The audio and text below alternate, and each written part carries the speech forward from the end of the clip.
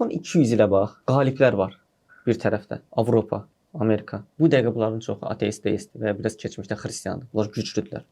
Bu bir tərəfdə Afrikadır. Başdan ayağa yarısı məsələn bu Afrikanın müsəlmandır. Müstəmləkə. O bir tərəfdə Hindistan olsun, Pakistan olsun, Əfqanistan, Suriya, İraq, bunlar hamısı müsəlmanlar. Bunlar görürsən nə tər məğlubdular. Yəni bunların yaşayışına bax, bunları mən ortada bir dənə dindarlıq görürəm. Bunlar müsəlman olduğuna görə Geri qalıblar. geri qalıblar, bəli, onlar da inkişaf ediblər. Əslində məğlub dövlətində məğlub xalqın nə qədər acınacaqlı vəziyyətdə olmağı qalibin nə qədər vicdansız olduğunu göstərir. Bu nə qədər acınacaqlısa, o qalib də o qədər vicdansızdır.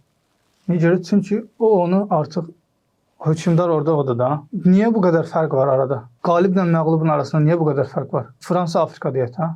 Qalib bu qədər zəngin olduğu halda məğlub niyə bu qədər əziyyət çəkir? Demək ki, qalib çox vicdansızdır. Müsəlman ölkələrdə biz əsrlərlə qalib ölkələr olmuşuq da. Amma biz məğlublara o rəftarı eləməmişik. Bizə dinimiz elə vicdansız olmağı əmr eləmir. Müsəlman ölkələri qalib olanda hər zaman yaxşı rəftar edirlər. Sən Həzrət Ömərin hakimiyyətini düşün də. Artıq dünyaya hakim olacaq bir səviyyəyə gəlir. O zaman bəzi ölkələr özləri gəlir Həzrət Ömərə deyir ki, siz gəlin bizi deyək ki, öz dövlətinizə qatın da, yəni. Gəlin bizə hakim olun deyir. Niyə görə? Çünki öz başçıları, öz xristian rəhbərləri artıq onlara yaxşı rəftar eləmirdi. Bunlar da xristiandır. Yəni bunu deyənlər xristian yəni. O Həzrət Ömərin yanına gəlib deyənlər ki, gəl bizi öz dövlətinə qat deyənlər, bunlar xristiandır. Xristian əhalidir, xalqdır. Öz xristian böyüklərindən düzgün rəftar görmürlər və Həzrət Ömərin ədalətinə sığınırlar. Amma bunlar necədir? Bunlar işğalçıdırlar. Hər zaman bunların yüksəlişində bir qan var yəni. Bunlar zəngin ola bilərlər, amma üzərində bir dövlətin qanunu təkməkdir da. Yəni. Qanunu təkir, sərvətini qəsb eləyir, onunla da zəngin olur və məğlub elədiyinə də heç adam yerinə qoymur, heç yaxşı rəftar eləmir. Biz ağzımızın suyu. Zaten onun qanı ilə yüksəlir bu adam.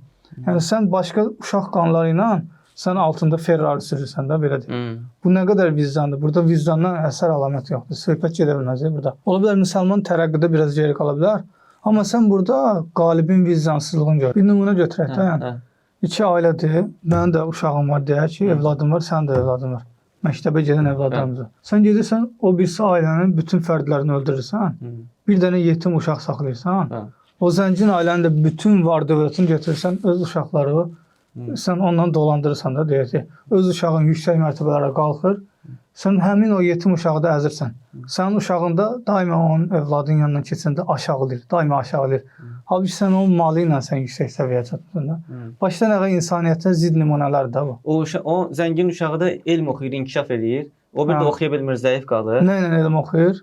Həmin o yetim uşağın mirası ilə də, onun var dövləti ilə. Hər şey bundan yüksəldi yəni. Bu adamın heç bir haqqı yox idi. Hər şey bundan yüksəldi və bunu da daima əzir elmi ilə, gücü ilə. Ondan aldığı şeylərdən yüksəlir.